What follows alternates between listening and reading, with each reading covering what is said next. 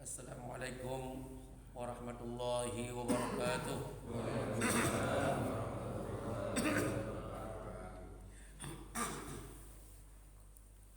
Alhamdulillahi rabbil alamin.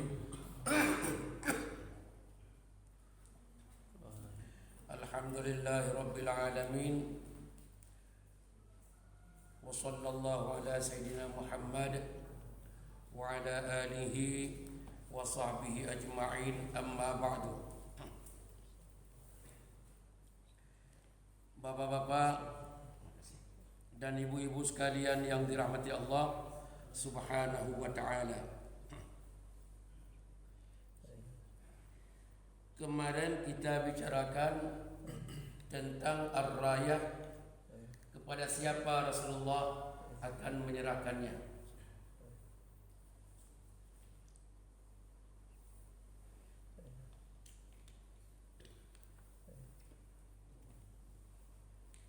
Akan diserahkan kepada seseorang yang mencintai Allah dan Rasulnya, dan Allah dan Rasulnya pun mencintainya.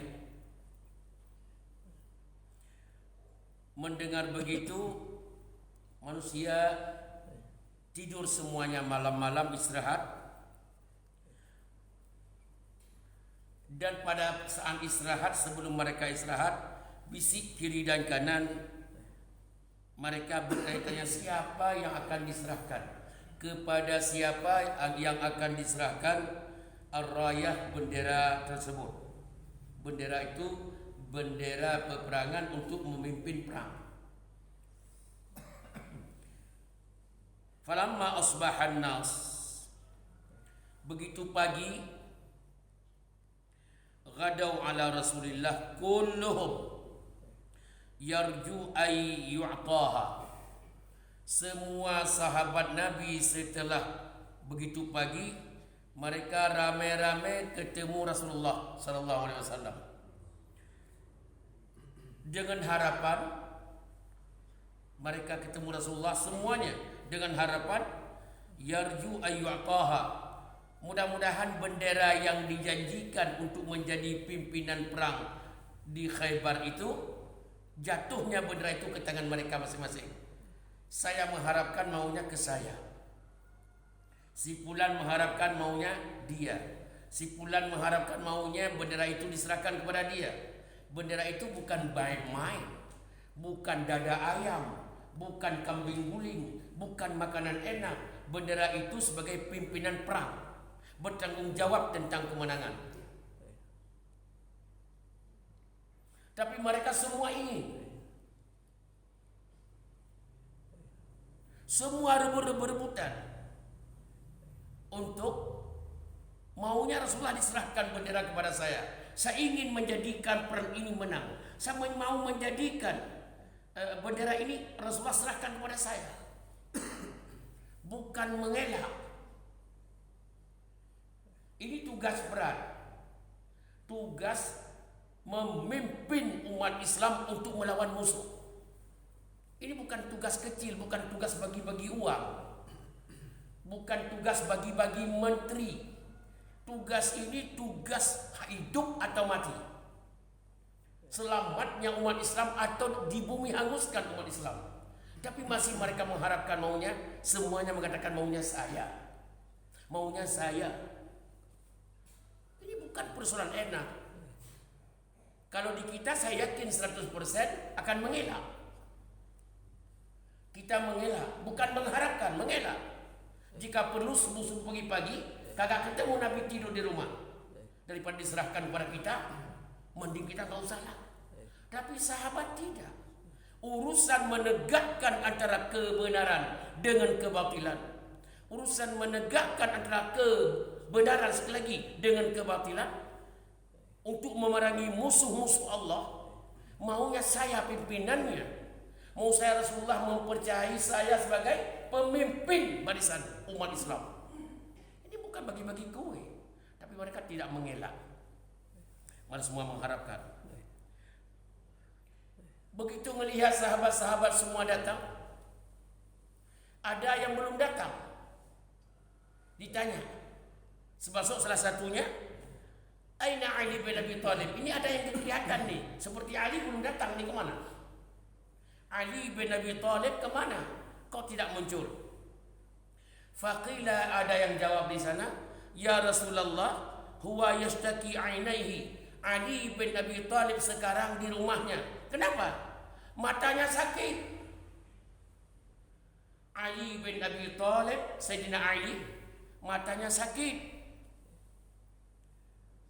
Rasulullah panggil Ali bin Abi Thalib dalam keadaan matanya sakit. Dijemput Sayyidina Ali ke rumahnya, dikeluarkan, dibawa ke Rasulullah. Ya Rasulullah, ini fa ursilu ilaihi, ini Ali bin Abi Thalib, matanya dalam keadaan sakit.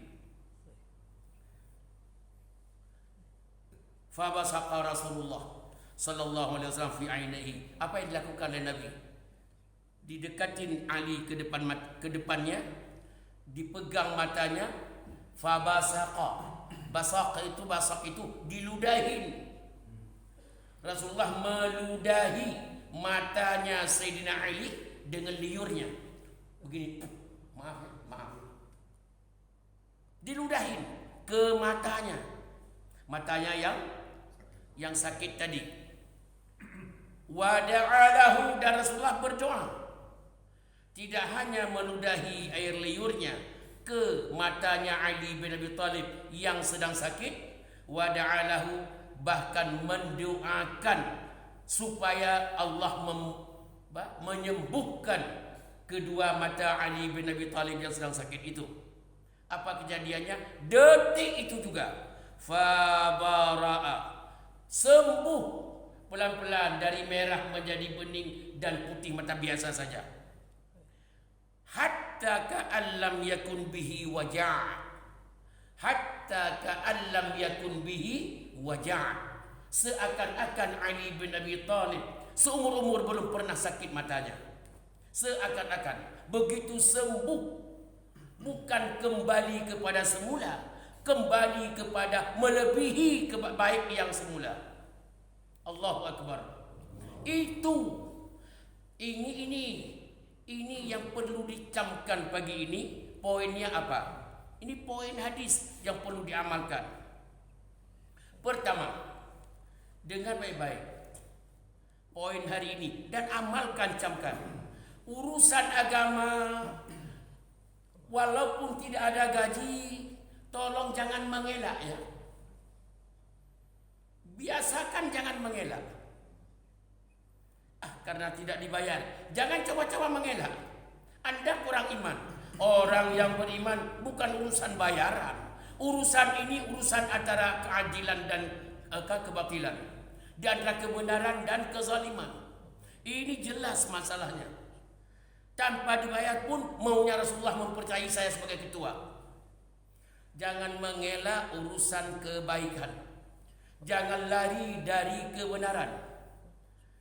Masalah kerjasama gotong royong untuk membenahi bagaimana umat Islam harus menang pada saat itu di perang Khaybar, tidak bisa mengelak. Enggak, malah semua orang mendambakan supaya Rasulullah percaya kepadanya untuk memegang bendera. Jawab serentak, jelas. Ini dahsyat ini. Yang kedua, Rasulullah begitu menata hidup sahabatnya, tahu siapa yang hadir, siapa yang belum hadir. Tahu. Seperti saya tahu ini siapa yang tidak hadir pagi ini. Saya tahu. Cuma tidak saya sebutkan. Saya tahu siapa yang tidak hadir hari ini. Itu Rasulullah menata itu siapa. Tiba-tiba jatuh pandangannya beberapa orang, termasuk Ali bin Abi Thalib. Kemana ini? Di situ poinnya apa? Kita sebagai pimpinan masjid, pimpinan musalla, pimpinan umat Islam, pimpinan masyarakat, pimpinan kota, pimpinan kampung harus tahu kondisi umat. Jawab serentak, jelas. Selanjutnya, Ali bin Abi Thalib tidak keluar dari rumahnya. Bukan mengelak karena matanya sakit. Kalau begitu orang yang uzur sakit demam atau apa yang betul-betul uzur, dimaafkan.